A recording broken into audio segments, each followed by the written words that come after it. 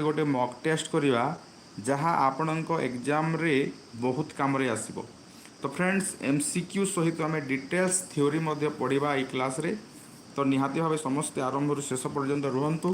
प्रथम थर यदि चैनल को आसुचंती निहाती भावे सब्सक्राइब करंतु एवं आमर टेलीग्राम चैनल जॉइन करंतु डिस्क्रिप्शन बॉक्स रे जहार लिंकटा दिया है। तो चलतु प्रथम प्रश्न आम आलोचना करिबा। What is the main principle of teaching EVS? What is the main principle of teaching EVS? EVS शिक्षादान रो मुख्य प्रिंसिपलटा कौन? Memorisation, learning by doing, rote learning, teacher centred learning. तो ये चारोटी ऑप्शन जो दिखाई ए भितर कौटा हेबो EVS टीचिंग रो main principle of EVS teaching. तो यहाँ देख मेमोराइजेशन जोटा ऑप्शन फास्ट देती मेमोराइजेशन तो केबे हेबो नहीं जे पिला घोषी घोषी EVS पढ़िबो। तो ऑप्शन सेकेंड अच्छी learning by doing. Learning by doing, learning by doing टा कौन? लर्निंग बाय डूइंग टा कौन? पिला काम करिकी शिखिबो, पिला काम करिकी शिखिबो, निजर एक्सपीरियंस गेन करिकी शिखिबो। तो यहाँ करेक्ट आंसर रोड लर्निंग, घोषिकी मन रखा नुहे, टीचर सेंटर शिक्षक केन्द्रिक शिक्षादान मध्य नुहे। तो आउ कौन कौन मेन प्रिंसिपल अच्छी गोटे दुईटा आम पढ़ा जे एटा हूँ प्रथम कथा है child centre approach. Main principle EVS है चाइल्ड सेंटर एप्रोच रे शिक्षादान करा जिवो, शिक्षार्थी केन्द्रिक शिक्षादान करा जिवो, पिला को आखि आगे रखी पिलार आवश्यकता को देखी पढ़ा जिवो। सेकेंड पॉइंट होची आमर learning through environment, learning through environment, environment माध्यम रे EVS पढ़ा जिवो। पिला कौन करिवो डायरेक्टली तार जो सराउंडिंग्स रही जो तार जो चतुर्पार्श्व रही कम्युनिटी है कि नेचर है लोकल रिसोर्सेस है से सब जगह को जाइकी पिला शिखिबो। तापरे अच्छी हैंड्स ऑन लर्निंग, यहीटा को आउटे कौन कह लर्निंग बाय डूइंग को आउटे कहुए ना hands on learning. Hands on learning, hands on learning माने पिला निजे काम करिकी शिखिबो। तापरे रही आ गोटे खाली कहबी इंटर डिसिप्लिनारी एप्रोच। इंटर डिसिप्लिनारी एप्रोच आ गोटे प्रिंसिपल है इंटर डिसिप्लिनारी, इंटर डिसिप्लिनारी एप्रोच माने अन्य सब्जेक्ट सहित जमीक साइंस है सोशल स्टडी है ता सहित यार कौन रो कनेक्शन रो। तो आम चारोटी कथा कहले तो मेन प्रिंसिपल हूँ लर्निंग बाय डूइंग बा हैंड्स ऑन लर्निंग। तो नेक्स्ट क्वेश्चन को आम जा teaching EVS should be primarily. आम जो एनवायरमेंटल साइंस पढ़ेबा, एनवायरमेंटल साइंस जो पढ़ेबा तो तार मुख्य उद्देश्य कौन रहिबो टीचिंग EVS बा कौन? Teaching EVS should be primarily माने EVS टा केमिति हेबा उचित थ्योरेटिकल, पैसिव, एक्सपीरियंशियल, मेकानिकल। तो केमिति हेबा दरकार ना एक्सपीरियंशियल हेबा दरकार। कंटेंट ठीक अच्छे, कंटेंट भी आम चेष्टा करिबा पढ़ाई चेष्टा करिबा कंटेंट। तो यहीटा तुमर हूँ teaching should be, teaching EVS should be experiential. Experiential माने कौन? पिला अनुभूति संपन्न, अनुभूति पिला अनुभूति माध्यम रे शिखिबो, निजे काम करिके शिखिबो। इन EVS concept should be presented from. EVS रे कंटेंट आम केमिति बा कॉन्सेप्टा केमिति प्रेजेंट करिबा, कॉन्सेप्टा केमिति हेबा दरकार, पिला को केउ हिसाब से पढ़ेबा दरकार। तो इंग्राजी रे मध्य एमती आसुतला कि प्रिंसिपल ऑफ ग्रेडेशन मन रख, प्रिंसिपल ऑफ ग्रेडेशन जोटा एटा EVS रे मध्य से भलिया रहिबो जे कॉन्सेप्ट को आमे सिंपल टू कॉम्प्लेक्स पढ़ेबा, simple to complex, known to unknown हेबा दरकार। एटा अननोन टू नोन है जी, कंक्रीट टू एब्स्ट्रैक्ट हेबा दरकार हैला। तो ऑप्शन बी है correct answer. Next the best way to introduce EVS topic is by connecting them to. माने गोटे इवीएस रो टॉपिक आमे केमिति इंट्रोड्यूस करबा, केमिति आरंभ करबा। गोटे तुम यदि एनवायरमेंटल साइंस पढ़ो पिला माननकु ताहेले तुम केमिति टॉपिक इंट्रोड्यूस करिवो।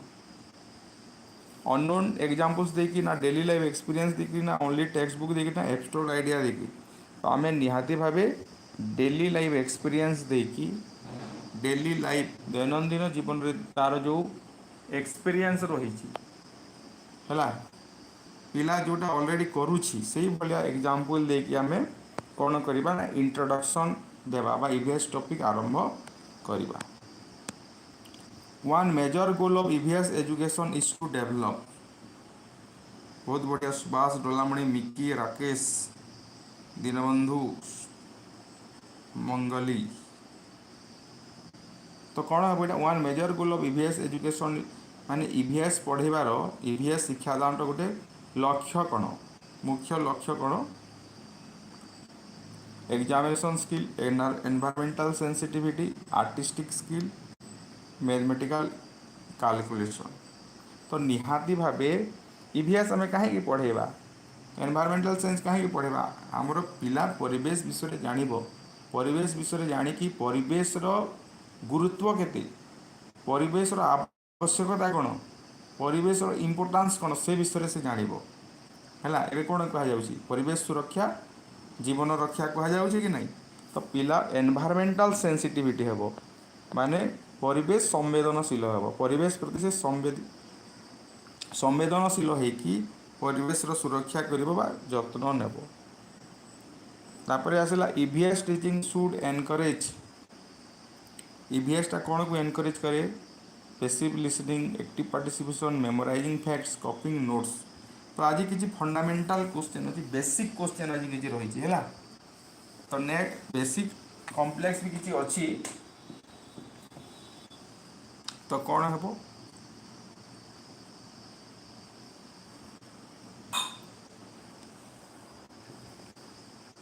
तो EVS teaching should be encourage active participation. तुम सबू सब्जेक्ट जहाँ भी पढ़ेब ईवीएस हो इंग्लीश हो मैथमेटिक्स हो ओडिया हो जहाँ भी पढ़ेब सबुद एक्टिव पार्टिसिपेशन रहा निहाती दरकार पिला सक्रिय अंशग्रहण कर एक्टिव पार्टिसिपेशन मैंने कौन सक्रिय अंशग्रहण। The approach of teaching EVS is based on तुम जो पंथा रही ईवीएस पढ़ेबार जो पंथा गुड़ाक रही है क्या पर्यवेसित monologue exploration and inquiry dictation memorization. तो निहाती भाव आम बुझीपारे पिला कौन कर एनवायरमेंटल साइंस विषय एनवायरमेंट विषय से एक्सप्लोर कर तुम जो 5P मॉडल अच्छे 5P मॉडल शुणी कि नहीं एनगेज एक्सप्लोर एक्सप्लेन इभालुएशन सब रही कि नहीं। तो पिला कौन कर एक्सप्लोरेशन कर इनक्वारी कर से एनवायरमेंट विषय जान है। तो ऑप्शन तुम बी हूँ correct answer. EVS aims to develop in students EVS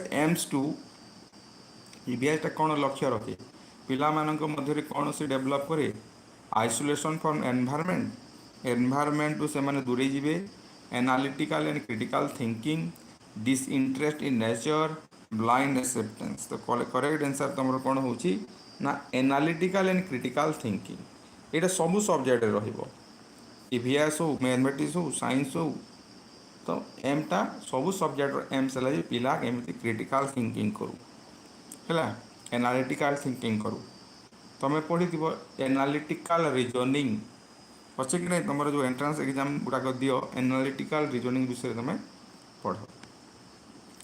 in EVS the learning environment should be EVS रे लर्निंग एनवायरमेंट केमिति हेबा दरकार control open and flexible authoritative closed. बहुत बढ़िया समस्ते बहुत बढ़िया शांतिलता दीनबंधु बबलू सुप्रिया बहुत बढ़िया। तो ईवीएस रे लर्निंग एनवायरमेंट केमिति हेबा दरकार ना ओपन और फ्लेक्सिबल हेबा दरकार environment should be open and flexible. Flexible माने कौन नमनीय तुम चेंज कर पारुथबो, रिजिड हवा दरकार ना। माने तुमको कह जे तुम यदि वायु प्रदूषण पढ़ुच ताहले तुम क्लासरूम भितर केवल पढ़, बाहर को जावा दरकार नहीं, सेटा हूँ रिजिड एनवायरनमेंट। क्लासरूम माने वायु प्रदूषण विषय जब पढ़ुच आ तुम अंचल रे किसी फैक्ट्री रही मानेकर, तो तुम से फैक्ट्री को जाइकी से पाख को जाइकी तुम वायु प्रदूषण केमी हुए बा तार कारण कौन जापर, सेटा हूँ flexible. Rashmita Sahu very good afternoon. देखो ईवीएस प्राइमरीली इंट्रीगेट्स, ईवीएस कौन क्या इंट्रीगेट करे, language and math, science, social science and environmental education, history and geography, commerce and arts, कौटा को से इंट्रीगेट करे। तो जो मैंने लाइक करना हो लाइक टी कर, शेयर तो निहाती भाव टी कर है। मु देखुची तुम मैंने शेयर लाइक करून। तो एनवायरमेंटल साइंस माने कौन, सोशल साइंस, एनवायरमेंटल एजुकेशन और साइंस, ये तीनटा जिनिस को से इंट्रीगेट करिथाय। एटा आंसर भी दिया है, जिते तुमको पीडीएफ दिया जिवो सेते बेले तुम जानी डिटेल्स तुम पाखरे रहिबो ए नोट्स, सेते में टेलीग्राम चैनल जॉइन करिवो। ओहो रितेश, हाँ very good very good Bablu Ritesh, ठीक है। The practical method in EVS focus on, practical method in EVS कहा ऊपर डिपेंड करुछि बा कहा ऊपर गुरुत्व आरोप करे, reading about experiment, doing experiments activities, listening to lectures, watching video only. तो the practical method in EVS, EVS रे जो तुम प्रैक्टिकल मेथड रही है पिला प्रैक्टिकल करके शिखिबो, सेटा कौन एक्चुअली सेटा निहाती भावे तुमर experiment, doing experiment and activities है, एक्सपेरिमेंट करिवो एवं एक्टिविटी करिकी पिला प्रैक्टिकल मेथड करिवो। In EVS observation helps in, EVS रे गोटे ऑब्जर्वेशन मेथड अच्छी, पर्यवेक्षण पद्धति कि नुह। तो से पर्यवेक्षण पद्धतिटा कौन, memorising theory, understanding concept through real life study, guessing answer, ignoring surroundings. तो ये कौन है आंसर, ऑब्जर्वेशन। पिला ऑब्जर्वेशन एक्चुअली कौन, ये पिला जीव पर्यवेक्षण करिवो, माने से निजे जाइए पर्यवेक्षण करिवो, तार अर्थ कौन,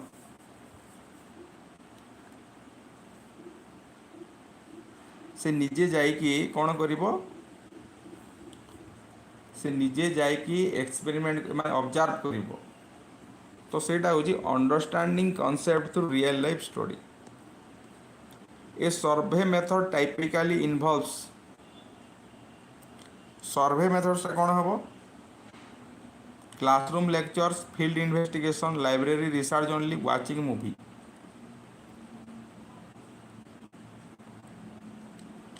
सर्वे माने बुझीपार, सर्वेक्षण जो ओडिया रे कह सर्वेक्षण पद्धति, सर्वे कले पिला कौन करिवो, फील्ड को जीवो, क्षेत्र परिभ्रमण करिवो, फील्ड को जाइकी किसी डाटा कलेक्शन करिवो बा इन्वेस्टिगेशन करिवो, सेटा होची 13 रो बी हेजिवो। Next, in project work students work individually, work in groups to solve real world problems, copy assignment, only listen to teachers. Project work रे कौन हम, यहाँ तुम देख इंडिविजुअली काम कर, work in group to solve real world problems. तो mainly तुम जो प्रोजेक्ट वर्क दु प्रकार हो पारे, गोटे व्यक्तिगत आ गोटे सामाजिक। तो ये दुईटा ऑप्शन अच्छी, वर्क इंडिविजुअली भी हो पार है। तो आम जेहेतु प्रोजेक्ट वर्कटा एक्चुअली ग्रुप रे दिया जाए, तो से बी को नेबा, किंतु ए भी ठीक अच्छे। तो ये क्वेश्चन रे गोटे ऑप्शन को काटिबा को पड़िबो, ठीक अच्छे। Next, survey method enhance, survey method कौन वृद्धि करे, listening skill, observational and analytical skill, memorisation skill, speaking skills.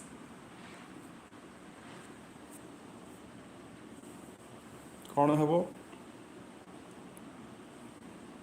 ତ ସର୍ଭେ ମେଥଡ଼ ମାନେ କ'ଣ? ତୁମେ ଅବଜର୍ଭ କରିବ, ଅବଜର୍ଭ କରିକି ତ କିଛି କରିବ ନା।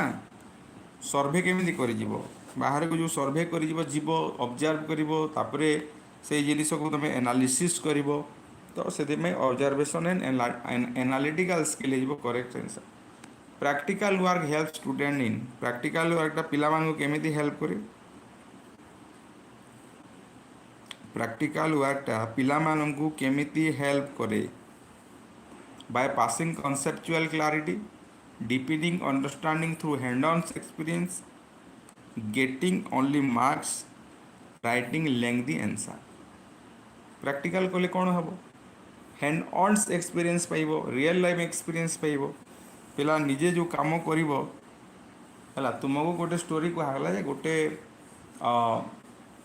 ଗାଁରେ ଗୋଟେ ପୋଖରୀ ଥିଲା ଏବଂ ସେଇ ପୋଖରୀକୁ ଲୋକମାନେ ମାନେ 2 ବର୍ଷ କି 3 ବର୍ଷ ଧରି ସେଇଟାକୁ ଖୋଲିଥିଲେ ହେଲା। ସେଇ କଥା କୁହାଗଲା। ଆଉ ତୁମକୁ କୁହାଗଲେ ତୁମେ ଗୋଟେ ନିଜେ ଗୋଟେ ଗାତ ଖୋଲ। ତ କେଉଁଥିରେ ତୁମେ ବେଶୀ ଏକ୍ସପିରିଏନ୍ସ ଗେନ୍ କରିବ? ଯେଉଁଥିରେ ତୁମେ ନିଜେ କାମ କରି ଗାତ ଖୋଲିବ, ଗାତ କେମିତି ଖୋଲାଯାଏ, କ'ଣ ଟୁଲ୍ସ ବ୍ୟବହାର କରାଯାଏ ଗାତ ଖୋଲିବା ପାଇଁ, ସେଇଟା ଜାଣିପାରିବ। ତ ପ୍ରାକ୍ଟିକାଲ ୱାର୍କ କ'ଣ କରୁ ନା ଡିପ୍ରୁ ଡିପେନିଂ ହେଇଛି ହେଲା। Understanding through hands on experience, hands on experience ମାନେ ନିଜେ କାମ କରିକି ଶିଖିବା। Projects in EVS open involves, ଯଦି ଆମେ ପ୍ରୋଜେକ୍ଟ ଦେବା ଇଭିଏସ୍ରେ ତାହେଲେ କ'ଣ କ'ଣ ସେଥିରେ ଇନଭଲ୍ଭ ହେବ? Copying from the internet, independent research and creativity, watching documentary only, writing essay. କ'ଣ ହେବ? ନିହାତି ଭାବେ ରିସର୍ଚ୍ଚ କରିବ କି ନାହିଁ? ତୁମେ ରିସର୍ଚ୍ଚ କରିବ। ପ୍ରୋଜେକ୍ଟ ଯଦି ଦିଆଗଲା ବେଲେ ରିସର୍ଚ୍ଚ କରିବାକୁ ପଡ଼ିବ ଯେ କେମିତି ଏଇଟା ହେବ, କ'ଣ କ'ଣ ଦରକାର। ତ ରିସର୍ଚ୍ଚ କରିବ ଯେହେତୁ ଏବଂ ସେଇଟା ତିଆରି କରିବ, ତାହେଲେ ତୁମର ସେଠି କ୍ରିଏଟିଭିଟି ଆସିବ। ନେକ୍ସଟ କ୍ୱେଶ୍ଚନକୁ ଯିବା। Which method is best suited to study plants and animal in their natural habitat. ତୁମେ ଯଦି ପ୍ଲାଣ୍ଟ ଆଉ ଏନିମଲ୍ ମାନଙ୍କୁ ଷ୍ଟଡି କରିବାର ଅଛି, ଯେଉଁମାନେ କି ତାଙ୍କର ନିଜସ୍ୱ ଜାଗାରେ ଥିବେ। ଏନିମଲ୍ ମାନେ କେଉଁଠି ଥାନ୍ତି? ଜଙ୍ଗଲରେ ଥାଏ, ଜଙ୍ଗଲକୁ ଯାଇକି ଦେଖିବ। ପ୍ଲାଣ୍ଟ ଗୁଡ଼ାକ ଜଙ୍ଗଲରେ ବି ଥିବେ, ସେଇ ଜାଗାକୁ ଯାଇକି ଦେଖିବ। ତ ତାହେଲେ ତୁମକୁ କେଉଁ ମେଥଡ଼ଟା ବେଟର୍ ହେବ? Practical, survey, observation, lecture. ତ ନିହାତି ଭାବେ ଅବଜର୍ଭେସନ୍ ମେଥଡ଼ଟା ଭଲ ହେବ। ପର୍ଯ୍ୟବେକ୍ଷଣ କରିକି ତୁମେ ଶିଖିବ, ପର୍ଯ୍ୟବେକ୍ଷଣ କରିକି ସେଇଟା ପଢ଼ିବ।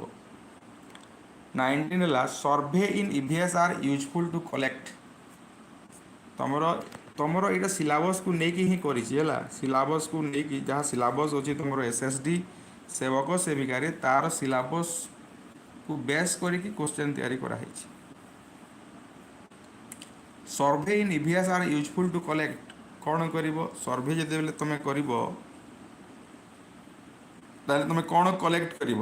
ଫିକ୍ସନାଲ୍ data, real world data, imaginary data, none of this. ତ ୟାର କରେକ୍ଟ ଆନ୍ସର୍ ହେଉଛି ତୁମର କ'ଣ? 19ର କରେକ୍ଟ ଆନ୍ସର୍ ହେଉଛି ଯେ ତୁମେ ରିଏଲ୍ ଜିନିଷ କଲେକ୍ଟ କରିବ ହେଲା, ଯେଉଁଥିରେ ସତ୍ୟତା ଥିବ। ଆଉ ତୁମେ ଭାବିବ, ତୁମେ ମନେକର ତୁମ ଅଞ୍ଚଳରେ ଦେଖାଗଲା ଯେ ମାନେ ବର୍ଷା ବହୁତ କମ୍ ହେଉଛି, ତ ତୁମେ ଗୋଟେ ଷ୍ଟଡି କଲେ ତୁମ ଅଞ୍ଚଳରେ କାହିଁକି ବର୍ଷା କମ୍ ହେଲା। ତୁମେ ରିଏଲ୍ ଡାଟା କଲେକ୍ସନ୍ କରିବ, କାହିଁକି ବର୍ଷା କମ୍ ହେଉଛି, ଯାଇ ଲୋକଙ୍କୁ ପଚାରିବ, ଏନ୍ଭାୟରମେଣ୍ଟକୁ ଷ୍ଟଡି କରିବ। କିନ୍ତୁ ତୁମେ ଘରେ ବସିକି ଲେଖିଦେବ ନା ଗଛ କଟା ହେବାରୁ ବର୍ଷା କମ୍ ହେଉଛି, ଦେଖିଲା ବେଳେ ସେଠି ବହୁତ ଜଙ୍ଗଲ ଥିବ। ତ ସେଇଟା ସବୁ ହେଉଛି ଫିକ୍ସନାଲ୍ ଡାଟା, ଇମାଜିନାରୀ ଡାଟା ହେଲା। ତ କରେକ୍ଟ ଆନ୍ସର୍ ହେଉଛି ରିଏଲ୍ ୱାର୍ଲ୍ଡ ଡାଟା, ପ୍ରକୃତ ତଥ୍ୟ। Project method in EVS promotes. Project ମେଥଡ଼ଟା କ'ଣ ପ୍ରମୋଟ୍ କରେ? Rote learning, real life application and collaboration, sole teacher dependency, memorizing content. ତ ରଶ୍ମିତା ଯେଉଁଟା କହିଲେ 20ର ବି, ଡୋଲାମଣି କହିଲେ 20ର ବି, ସେଇଟା correct answer. Real life application and collaboration. Project ତୁମେ ତୁମର ଆପ୍ଲିକେସନ୍ କରିବ, ନଲେଜର ଆପ୍ଲିକେସନ୍ କରିବ। ଆଉ କୋଲାବୋରେସନ୍ କାହିଁକି ହେଲା ନା ପିଲାମାନଙ୍କ ସହିତ ମିଶିକି କରିବ ଗ୍ରୁପ୍ରେ, ତ ସେଥିପାଇଁ କୋଲାବୋରେସନ୍ ଆସିଲା। ଭାଗିତା ସହଯୋଗିତା ଏସବୁ କଥା ଆସିବ। ତାପରେ ଦେଖିବା 21 एक्टिविटी बेस्ड एप्रोच अच्छी तुम सिलेबस रे देखिबो। एक्टिविटी बेस्ड एप्रोच अच्छी यूनिट 3 बोधे। Activity based learning involves passive reading memorising textbook learning through doing activities only assessment. तो कौन हम करेक्ट आंसर एक्टिविटी बेस्ड जदि करुच्ची पिला पिला जदि माने शिक्षण कार्य करुच्ची किसी कार्य करिके शिखुची ताहेले कौन हेबो सेटा लर्निंग थ्रू डूइंग एक्टिविटीज माने काम करिकी शिखिबा। Which of the following is not an activity based strategy ए भितर कोटा एक्टिविटी बेस्ड स्ट्रैटेजी नुह।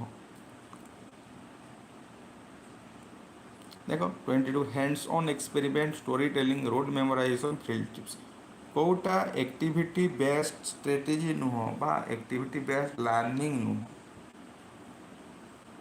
तो यहाँ हूँ तुम रोड मेमोराइजेशन बोले बुझीपार रोड माने घोषा घोषी घोषी मन रखा रोड मेमोराइजेशन कहुए। बबली तुम लेट करदेल है रोड मेमोराइजेशन। ए थीम बेस्ड एप्रोच इन ईवीएस मीन्स ए थीम बेस्ड एप्रोच इन ईवीएस थीम बेस्ड एप्रोच कौन EVS teaching isolate facts integrating different subject around a central theme teaching through unconnected lesson learning chapter wise only। theme based approach टा कौन theme based approach टा कौन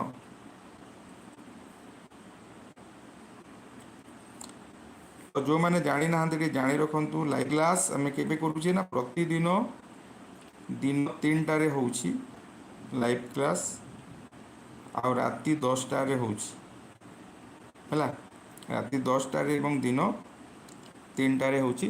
तो देखिबा ये जो question देखिए theme based approach theme based approach theme based approach टा कौन हम तुमर एटा होछि integrated different subject around a central theme माने गोटे टॉपिक थिबो आउ विभिन्न सारा कौन कर सब्जेक्ट को इंट्रीग्रेट करवा बुझेला माने गोटे माने कर टॉपिक आमे कौन नेबा गोटे टॉपिक नियो जोटा कि भूगोल रे भी थिबो इतिहास रे भी थई पारे विज्ञान रे भी थई पारे मैथमेटिक्स रे भी थई पारे कि ओडिया रे भी थई पारे सेमती गोटे टॉपिक नहीं कि सब्जेक्ट मान को यदि इंट्रीग्रेट करवा सब्जेक्ट मान को यदि मिसेइबा ताले ताको थीम बेस्ड एप्रोच बोली कहा जाए है।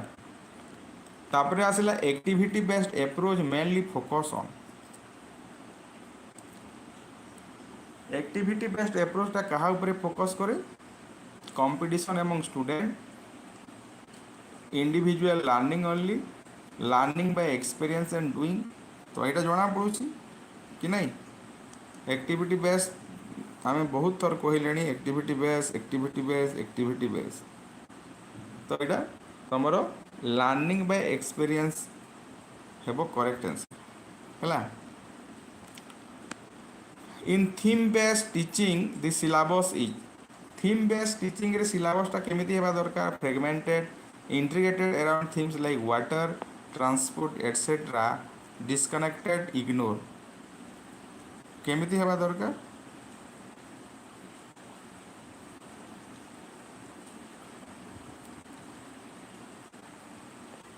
मंजुला बहुत लेट रे आसिलो।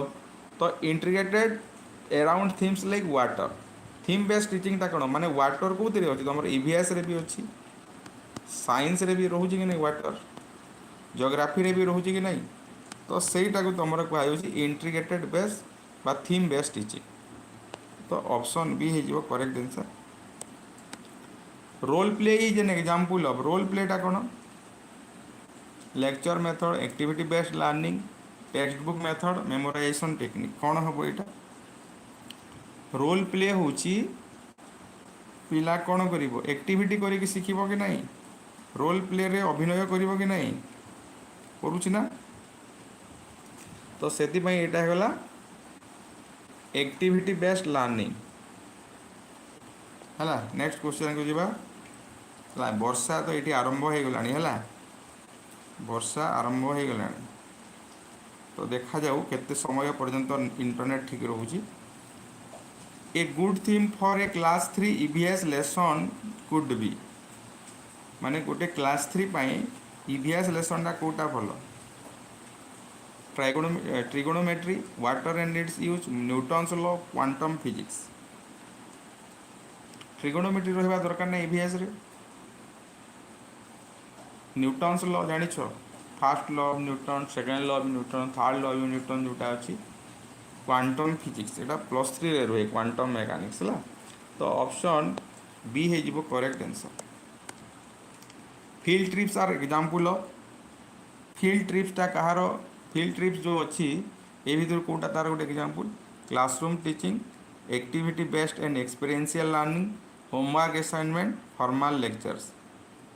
फील्ड ट्रिप गले कौन हम, तुम्हें जब फील्ड ट्रिप जीव एक्सपीरियंस पाइब कि नहीं। यही पाखरे आमर कौन अच्छी, मनकर हरिशंकर अच्छी, बलांगीर जिले में हरिशंकर अच्छी, बरगढ़ जिले में तुम नृसिंहनाथ अच्छी, पुरी जिले में श्री जगन्नाथ मंदिर रोचे मनकर। तो से जगह को तुम जब जाऊछ ताहले तुम कौन आसो, एक्सपीरियंस गेन कर कि नहीं, सेटा एक्टिविटी बेस्ड। तो ऑप्शन बी है correct answer. Theme based teaching in EVS max learning. Theme based teaching का कौन कौन करे, थीम बेस्ड टीचिंग कौन करिवो? तो जो मैंने प्रीवियस क्लास रो इंग्लिश मॉक टेस्ट देखिन कि पेडागोजी रो देखिन, निहाती भाव देखिबो। सेटा डिस्क्रिप्शन बॉक्स रे प्ले लिस्ट कराई, तार लिस्ट तार लिंकटा दिया जाइए है, समस्ते जाइए देखिबो फ्री टाइम रे। तो देखो, theme based teaching in EVS makes learning meaningful and contextual. Contextual माने कौन, गोटे रियल लाइफ सिचुएशन बेस्ड होइतिबो है, गोटे situation based होइतिबो।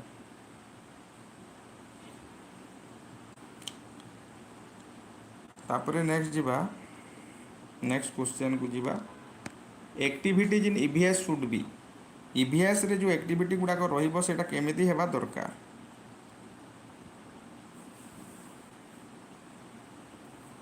Monotonous, child centric and participative, teacher centre. आज जो क्वेश्चन दूसरी पूरा बेसिक क्वेश्चन गुड़ाक रही है, ठीक जस्ट कॉन्सेप्ट क्लियर लगे देछि।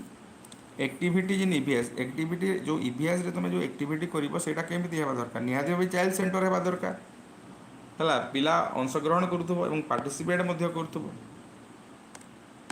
तापरे नेक्स्ट क्वेश्चन को जीवा 31, which is a tool of evaluation in EVS.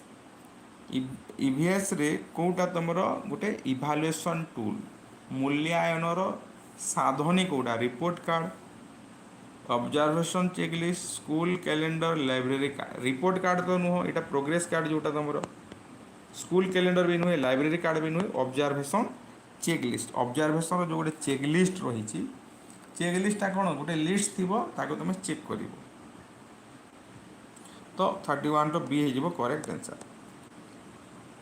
रे क्वेश्चन कौन, diagnostic assessment aims to, diagnostic assessment कौन करे, rank students, identifying learning difficulty. यहाँ देख तुमर इवैल्यूएशन एंड असेसमेंट सबू सब्जेक्ट रे अच्छी, ईवीएस रे अच्छी, मैथमेटिक्स रे अच्छी। तो वर्षा स्टार्ट होगला है, ये गोटे क्वेश्चन करके आम बंद करदेबा, जेहेतु तुम बिजुली और घड़घड़ी स्टार्ट होगला।